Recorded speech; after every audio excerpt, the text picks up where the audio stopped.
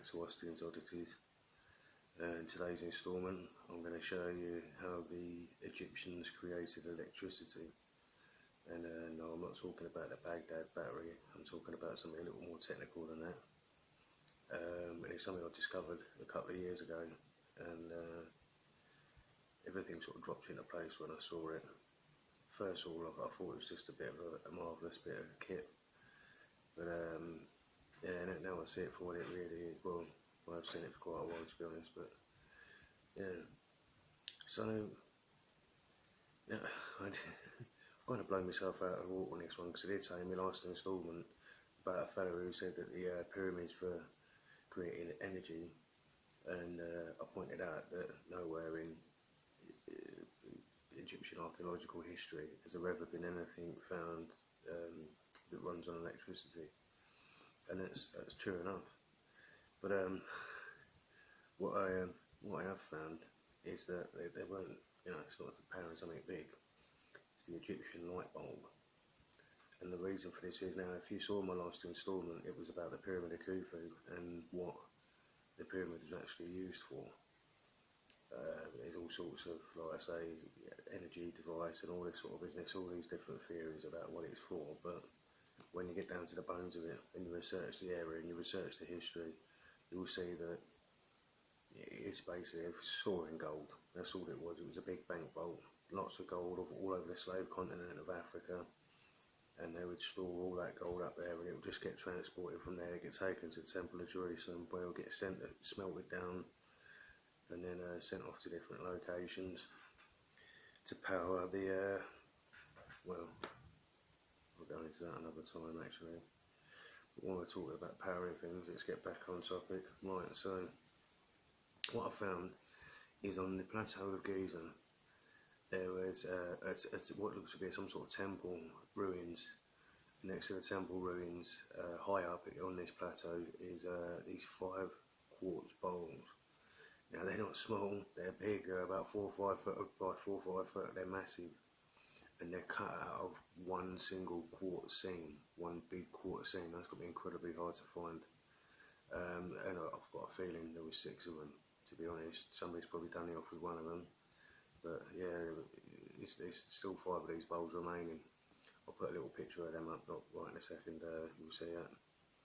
Now what's interesting about quartz, for those of you who don't know, is it's actually a piezoelectric material. Now a piezoelectric material, once it's distorted beyond 0.05% of its dimensions, it actually gives off an electric charge. Right, and that's the key factor to this operation. Now, the reason why the Egyptians would need to create electricity is for the pure and simple fact that in the Pyramid of Khufu, which was basically the gold storage, basically a big bank vault, it required a team to run it and to defend it. Now, if you were to use oil torches or whatever, the oil-based torches inside there, all the smoke would fill up, and it'd be very hard to breathe. It'll burn off all the oxygen in there, and it just wouldn't work at all. So they needed to find another way to light it up, basically, to keep that place lit up. Otherwise the pyramid team would be working in complete darkness, wouldn't be able to be bumping over all sorts, wouldn't they? And you don't want to fall down those stairs by the looks of it. So yeah, they had to find another way to produce energy. Now, what I believe this temple was is actually a resonance chamber. Now I'm just going to show you here. This is a little drawing that I've done. Now you'll see there's a dome-like structure, smooth walls. They've got these pipes coming out the ceiling.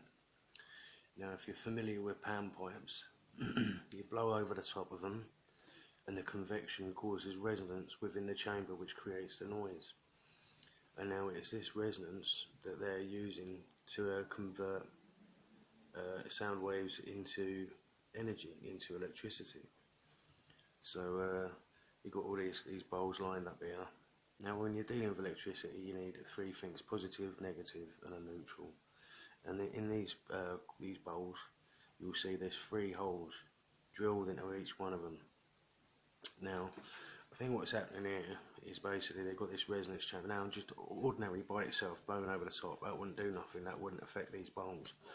But with resonance, you can actually build up waves inside the chamber, so they don't just stop.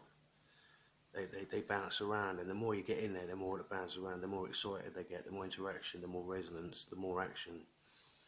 But you know, this would be an alternating current. It wouldn't, because the wind's blowing it different. You know what I mean? It wouldn't be steady. So I've got a feeling that it probably would have packed the bowls out with some sort of carbon, a bit of acid, lemon juice. I don't know what they would use, to be honest. They may make some sort of sulfuric acid or something. They do some sort of compound in there, and then what would happen is the resonance would resonate the quartz beyond 0.05% of its dimensions, and then that would then charge the compound inside the bowls, which would then be distributed along a cable that runs down to the pyramid. So if anybody was stuck in a pyramid for a long period of time, they're not going to end up choking on all the smoke or suffocating through the lack of oxygen, basically. So there we have it. I mean, that's a pretty basic setup. The old pan pipes in the ceiling, the smooth walls, the resonance build up, and then that's then converted into electricity. And it's pretty ingenious, to be honest. Absolutely. I mean, it's way advanced of its time, and you can see why they have smashed it all up. I don't know if it was them actually. It might have been old Alexander the Great as he rolled through, or whoever he may be. We'll get to that another time as well. Yeah, so that's it. That's how the Egyptians created electricity. So I presume that's the old light bulb there. You can look that way. I'll stick a picture up of that actually. Yeah, pretty simple, basic to the point.